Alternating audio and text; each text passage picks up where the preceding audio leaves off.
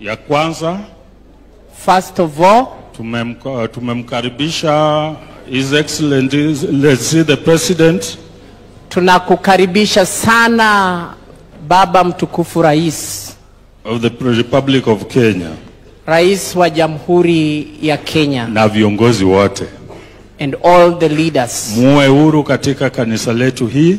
Be free in our church. La Church of Christ in Africa. This is Church of Christ in Africa. Na Mungu azidi kuwabariki nyinyi nyote. And may the Lord continue to bless you all. Na tena na wakaribisha nyinyi nyote. And also I would like to welcome all of you. Kwa hii ibada yetu ya leo. In our service today. Mungu azidi kuwabariki na kutubariki sisi hata pia. May the Lord continue to bless you all and us as we worship Him.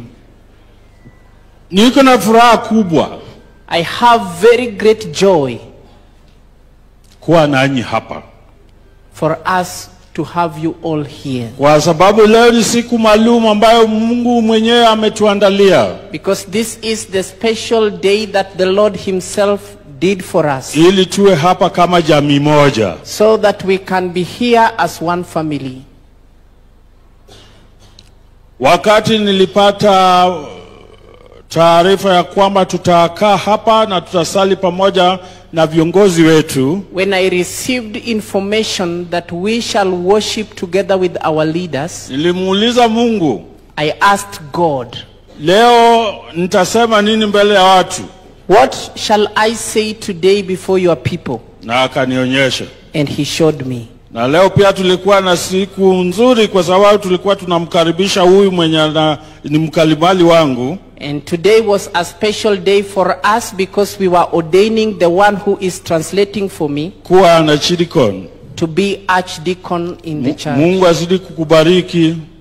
May the Lord continue to bless you. Na mama wa nyumba yako. Together with your wife. Sasa nilimpangia huyu message ya uongozi, leadership. I had prepared for him a message on leadership. So I'll just use that one. And that is the message I'll give. I'll refer to him. Nitakuwa ninamwashiria. Na nikiwaongelesha nitakuwa kama secular leadership. Lakini pia nikiwazungumzia itakuwa ujumbe ya uongozi kwa ujumla. Leadership. Uongozi. Tena Mungu akaniletea mambo mawili. But the Lord also presented to me two things. Juu ya Yakobo. About Jacob. Yusufu. And Joseph. Manase. And Manasseh. Na Ephraim. And Ephraim. Yo bado yuko tu katika njia ya uongozi. But all that is aligned to the message of leadership. Wakati Yakobo alikuwa karibu kufa. When Jacob was almost dying, alimuita Yusufu. He called Yusuf. Yusufu akamwendea na wa vijana wake wawili. And Joseph went before him with his two sons, Manasseh and Ephraim. Ephraim and Manasseh. Na wakati Mungu alikuwa anaita Yakobo, but when God was calling Jacob, Mungu alishamuonyesha. He had already shown him mwenye atambariki, whom he shall bless, na uongozi, with leadership. Na wakati Yusufu alimpelekea wa vijana wake wawili, and so when Joseph took his two sons for him, Yakobo alionyesha mikono yake. And Jacob presented his hand. Na badala ya kumweka juu ya Manasseh, but instead of laying his own hands on Manasseh, sababu Manasseh ndiye alikuwa mkubwa, because Manasseh was the elder son, akaicross hivi, he made it across like this, akamwekea Ephraim, and he laid his hand on Ephraim. Yusufu akiona hivyo, and when Joseph saw this, akaanza kumwambia Yakobo, and he started speaking to Jacob, usimweke Ephraim, do not lay your hand on Ephraim, wekea Manasseh. put your hand on Manasseh, kwa sababu Manase ndio mkubwa. because Manasseh is the elder son. Yakobo akamjibu, And Jacob replied to him, kienye nafanya nilipatiwa na Mungu Mwenyezi. what I am doing was an instruction from God. Wewe Yusufu, wacha kuwa na wasiwasi And Yusuf, do not have your heart be troubled juu ya Manase. because of Manasseh. Hata Manase Even Manasseh, atakuwa tu mkubwa, he shall also be a leader. lakini huyu Efraimu, But Ephraim, yeye atakuwa mkubwa kuliko yeye. he will be greater than him. Oh, I would urge somebody in this church to say greater than. Kwa kusema mtu akaseme ni kuu zaidi. Bwana asifiwe. Amen. Sema greater than.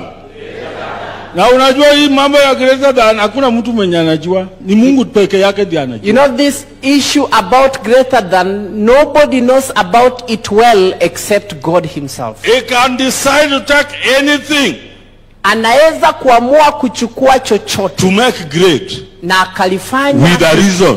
kuwa kuu, lakini kwa sababu Alimwambia Yusufu, he told Joseph, hata mimi japokuwa mimi kipofu sioni, even though I am blind, lakini Mungu alinionyesha but God had shown me ya kwamba huyu Efraimu that this Ephraim ndio anaweza kuridhi mambo yenye nilipata kupitia sword na ngao.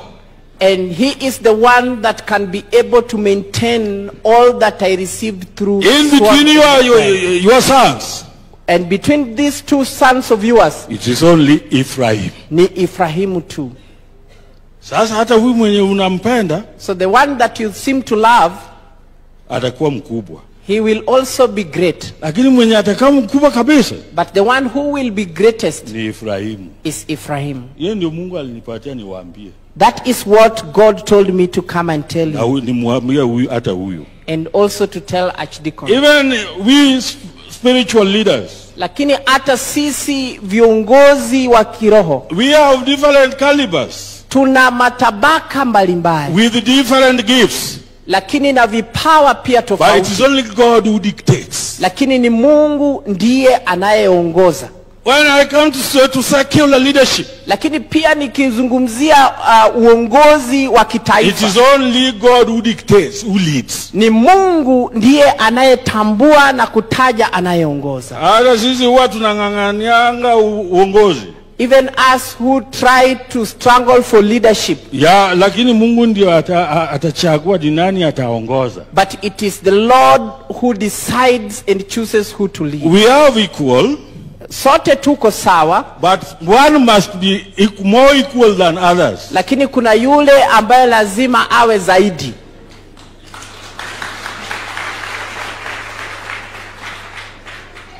And you should accept. Lakini pia lazima tukubalie. When it comes to secular leadership, Lakini hata iwe tu uongozi wa kitaifa, sisi zote tulizaliwa na mama, all of us were born by one mother, na wakati tulilia, and when we cried out, tulilia juu ya kila kitu kwa maisha yetu, we gave our sound because of everything in our life, including leadership. hata pamoja na uongozi. So not nobody Kwa hiyo hakuna mtu yeyote ang'ang'anie leadership. that should scramble for Mungu leadership. anajua ni nani ni leader. We are all leaders, but Mungu anajua ni nani ni leader kuliko leaders wengine. Wote tu viongozi, lakini Mungu ndiye anajua nani ndio kiongozi. Alimwambia Ephraim, And that is why Jacob said to Ephraim, let the Lord God be your shepherd. kwamba Bwana Mungu awe mchungaji wako, Because he has been my shepherd kwa sababu naye pia amekuwa mchungaji wangu since I was a child tangu nilipokuwa mtoto up to now. mpaka sasa. And let his Holy Spirit Lakini pia wacha Roho wake protects you, akulinde, and nobody will harm you. Na hakuna mtu yote atakaye And kukuhukumu. that's the principles Na hiyo ndiyo kanuni ya mtu mwenye anataka kuongoza. for anybody that wants to be a leader. Unajinyenyekea tu, You just humble yourself, na baadaye but afterwards ni Mungu ndio atakuelekeza it is the Lord who shall lead you vile unaongoza. as you lead. Kwa kanisa, In church, kwa public, hata pia kwa jumuiya anywhere.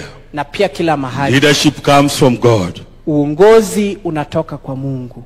Sasa nilijiuliza, So I was asking Mungu myself, umenipatia hii jambo kwa nini? why God are you giving me this message? Because nowadays, if we are not careful, Na kwa sababu nyakati hizi tusipokuwa makini, the world may perish dunia inaweza angamia because of leadership. kwa sababu ya uongozi. And we may all die Na wengi tunaweza angamia and we get nobody to lead, na tusipate mtu wa kuongoza or nobody to lead us. ama mtu wa kutuongoza. So all of us should pray Why? unceasingly, Kwa hivyo sisi sote tunafaa kuomba kwa dhati so that God may bring his protection. ili Bwana akalete hali ya ulinzi wake. Kabla sijaenda kwa ile text yenye nitajumulisha na hiyo, And before I speak on my today's text, nimekumbuka mambo ingine hapa I have remembered something yenye ilitendeka wakati wa Yesu. what happened during the time of Jesus. Wakati wa Yesu During the time of Jesus, kulikuwa na mama mwingine msherati, there was another adulterous woman, alishikwa and he was caught akapelekwa mbele ya Yesu. and he was taken before Jesus. Sasa Yesu akamwangalia, And Jesus looked at her. alikuwa anamwangalia He was looking at her, na alikuwa anamwangalia wale ambao walimletea. and he was also looking at the people that presented her. Akawa na passion And he asked a question kwa huyu mama, to the woman. akajifanya kwamba anachora kitu kingine na miguu, And he pretended as if he is drawing something on the feet, kwa sababu walikuwa ameshikika. because he had been caught. Kama angesema If he had just said muue, that you kill her, na mambo ya Roma ingemshika. and a lot of issues would have caught her. Na akisema mwachilie, And if he had said just leave her, watu wangesema ati yeye anafunza mambo mengine na anakubali mambo mengine. people would have lamented, saying he is teaching correct things, but he is also accepting evil. Sasa akaamua, So he decided, Mungu akampatia maarifa. and God gave him Kwa wisdom, hiyo yeye mwenyewe alikuwa Mungu. because he was God himself. Sasa ni sawa He said, oh, it's okay. na mwenye hajatenda hilo tendo, He who has never committed such an ndiye act, agonge yeye ya kwanza. be the first person to throw the first stone. Akajifanya tena ati anaandika. And then he pretended as if he is writing again. Wakati alipo inua kichwa chake, And when he tried to look up, kila mtu hakuonekana hapo, everybody had departed. walitoka mbio. Everybody had departed. Akamwambia huyo mama, And he told the woman, enda na usirudie hayo tena. go and do not repeat the same. Hiyo pia saa zingine kama askofu inanigusa sana. And sometimes this message touches me as a bishop. Why did Jesus do that? Kwa nini Yesu akafanya vile? Alitaka kutuonyesha He wanted to show us, ya kwamba in this world, katika ulimwengu huu, hata ukiwe pope, hata uwe papa, nobody is perfect. hakuna mtu aliye mkamilifu.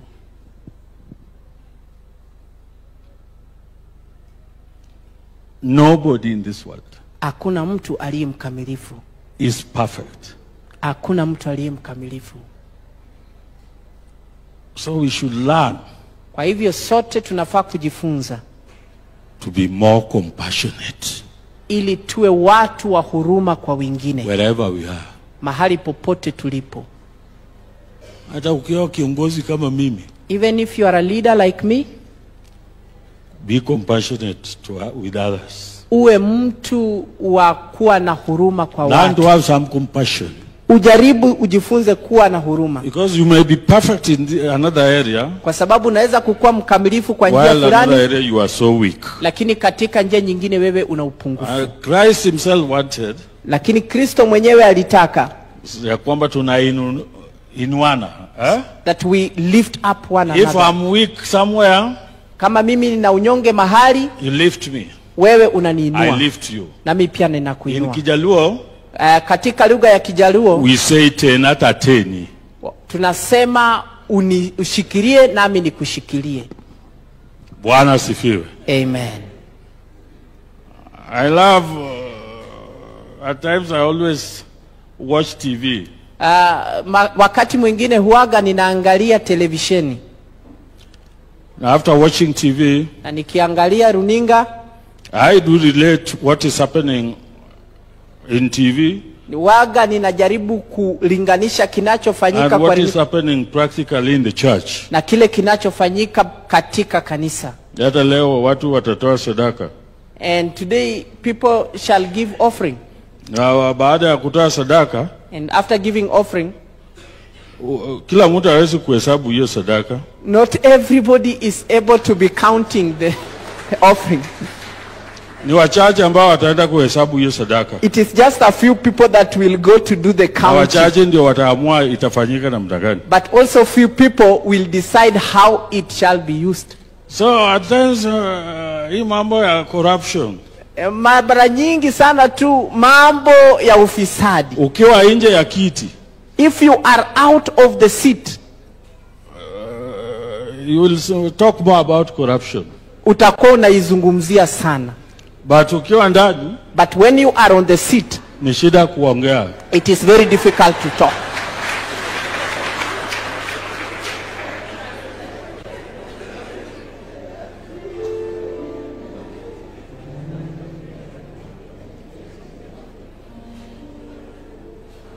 Bwana asifiwe. Amen. I'm done. Nimemalizia. Lakini siwezi kuacha bila kusoma Biblia. And I cannot live without reading for you a And scripture. mark my words. Lakini sikiza maneno yangu. Nobody is perfect. Hakuna mtu, So we should learn to support one another. hakuna mtu aliye kamilifu, sote For us to tujifunze succeed. kusaidiana. First Peter Kitabu cha Petero ya kwanza 5 as from verse 1. mlango wa 5 kuanzia mstari wa kwanza. Na mwenye amepata asome. Na yule ambaye amepata asome. Kitabu cha Petero ya kwanza mlango wa 5 kuanzia mstari wa kwanza.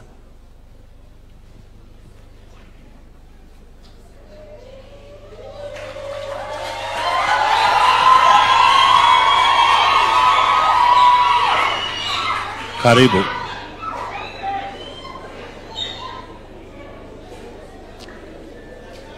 Let somebody read. Mtu na asome.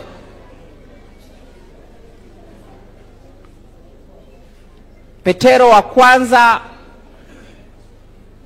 5 as from verse 1. Inasema hivi: na wasii wazee walio kwenu, mimi niliye mzee mwenzenu nao, na shahidi wa mateso ya Kristo, mashirika ya utukufu utakaofunuliwa baadaye, ilichungeni kundi la Mungu lililo kwenu na kulisimamia, si kwa kulazimishwa, mbali kwa hiari, kama Mungu alivyo, si kwa kuteka fedha ya aibu, mbali kwa moyo, wala si kama wajifanyao mabaya mabwana juu ya mita yao, mbali kwa kujifanya In a nutshell, vielelezo. Petro alikuwa anawaongelesha watu ambao walipatiwa jukumu la uongozi. in a nutshell, Peter was speaking to elders that have been given the responsibility of leading. Kama huyu ambaye amepatiwa leo. Like this one that has been given today.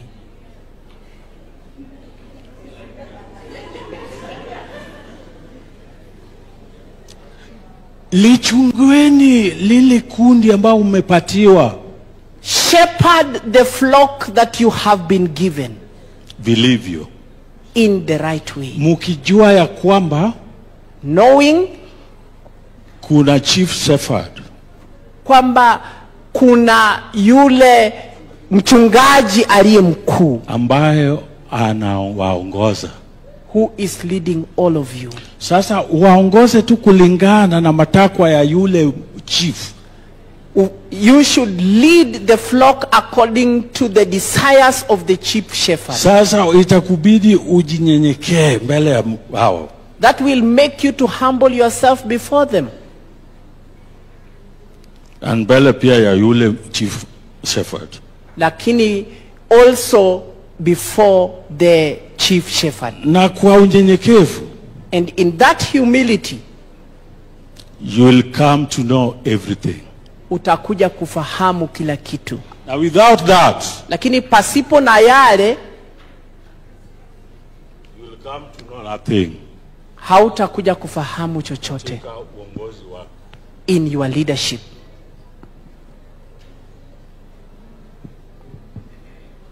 Yeye atakuonyesha vile unawaongoza. Because it is the chief shepherd that you will show you how to lead. So you have to humble yourself. Kwa hivyo ni lazima ujinyenyekeshe. Ukiwaelekeza kwa yule mchungaji wao. As you shepherd them toward their chief shepherd. Then utapata taji yako. But then you will be able to receive your crown. And he'll give you. Na atakupa. And he'll make you see what people doesn't see. Atakufanya uone yale ambayo watu hawaoni. Vile alifanyia Yusufu. The way he did to Joseph. Kupitia unyenyekevu wake. Through his humility. Alikuwa anaona kienye Yusufu aoni. He was seeing what Yusuf was not able to see. Yusufu aliona tu kubwa. Joseph was just seeing greatness. Ati huyu ndiye anaweza. That this is the one that is able. Lakini Mungu alimwonyesha Yakobo. But God showed to Jacob. Ile shamba yenye ulipatiwa. In that field that you were given. Kupitia kwa nguvu. Through power. Hakuna sahihi unakufa na hakuna mtu mwenye anaweza kuilinda. Now you are dying and there is nobody who can be able to take care of it. Ni huyu tu Ephraim. It is only this Ephraim. Because huyu Manase ni mkubwa. Because na Manase is elder.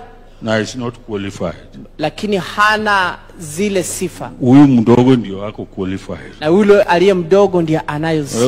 With any leadership. Kwa hivyo katika uongozi wowote, it doesn't matter who you are. Haijalishi wewe ni nani. Lakini it matters how you are wise. Lakini inazingatia wewe una hekima kiasi gani. To handle God's people. Jinsi ya kuongoza watu wa Mungu. Ask God to give you that wisdom. Ambia Mungu na umuulize akusaidie kupata hiyo hekima. For you to lead wisely. Ili ukapate kuongoza kihekima. Bwana asifiwe. Amen. When I'm talking more about leaders, ninapozungumza zaidi kuhusu viongozi, I don't talk about any leader. Siongei tu haswa kuhusu kiongozi. Because we are all leaders. Manake sote ni viongozi. Hata ukiwa housewife. Hata even if you are a housewife, you are a leader there. Wewe ni kiongozi pale. Because if you refuse to cook, ukikataa kupika, people will not eat. Watu hawatakula. So lead there well. Kwa hivyo ongoza tu with a lot of wisdom. Pale vizuri kwa hekima nyingi. Hata ukitaka kukaranga vitu, and you want to karanga chakula yenye inaweza kumpatia mtu mwingine appetite. You should fry food that makes people have appetite. Bwana asifiwe. Amen. Si ati unatuletea tu chakula yenye hata hakuna harufu. Not that you just bring for us food. Work there well. ufanye kazi vizuri. Mpaka mwingine aulize huyu anapika nini? And somebody should ask, what Hata is kama this unapika cooking? tu mboga. Even if you are just cooking vegetables. With your wisdom. And na kwa hekima yako. Sumbua majirani. Make the neighbors have trouble. Let them love the smell that comes from your house. Wacha wafurahie ile harufu inayotoka nyumbani kwako. Regardless of what you cook. Hata pasipo kujali unapika nini. Praise the living God. Amen. Ukiwa pastor kama mimi. And if you are a pastor like me, make people love the smell that comes from you. Wacha harufu yako iwe kama manukato kwa watu. Wengine unajua hata wakiwa waongozi, viongozi. Some people want to become leaders. Wanaongoza. And they are leading. Lakini wakitamka tu neno moja. But when they just speak a word, inanuka tu. The atmosphere becomes deaf.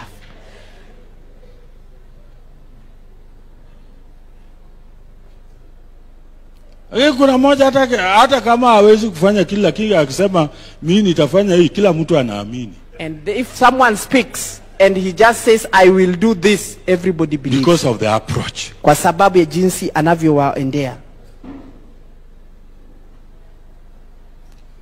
Katikati yetu hapa. In the midst of us. Kuna wengine ambao hata wakianza kuingia kwa kanisa. There are those on if they start coming to church. Roho ya Mungu itaenda. The Holy Spirit wants to leave. Tawaacha tu hapo mkae bure. And he leaves you to just be there. The way he approaches God. Jinsi ambavyo anamwendea Mungu. Hata Mungu asikii. The Lord does not. Kuna mwingine hata akitamka tu neno moja. But there is one, even if they just na mambo yenye anahitaji anapata saa hiyo. Whatever he asks for, they get it immediately. So let God himself make us greater than others. Wacha Bwana mwenyewe atufanye kuwa kiongozi. Tell your neighbor that I'm greater than you. Ambia rafiki yako mimi ni mkuu kukuliko. Amen. Bwana asifiwe. Amen. So the other person you should ask him or her, are you sure? Na umuulize, je, una hakika?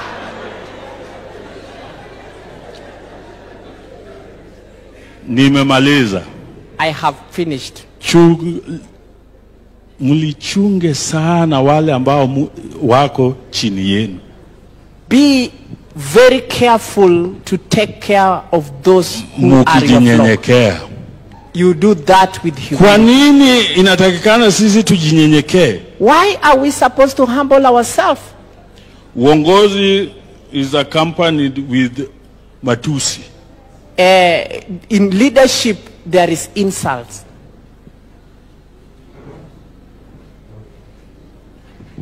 Kama huna unyenyekevu, and if you do not have humility, then you will react.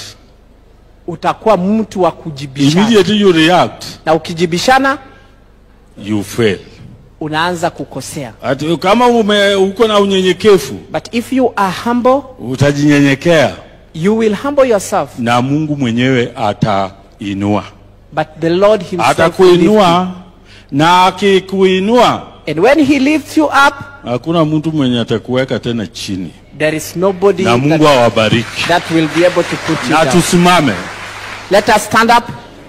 Chako tumaini sina ila damu yake Yesu, sina wema wa kutosha dhambi zangu kuziosha. Chako tumaini sina damu yake Yesu, sina wema wa kutosha dhambi zangu kuziosha. kwake Yesu nasimama.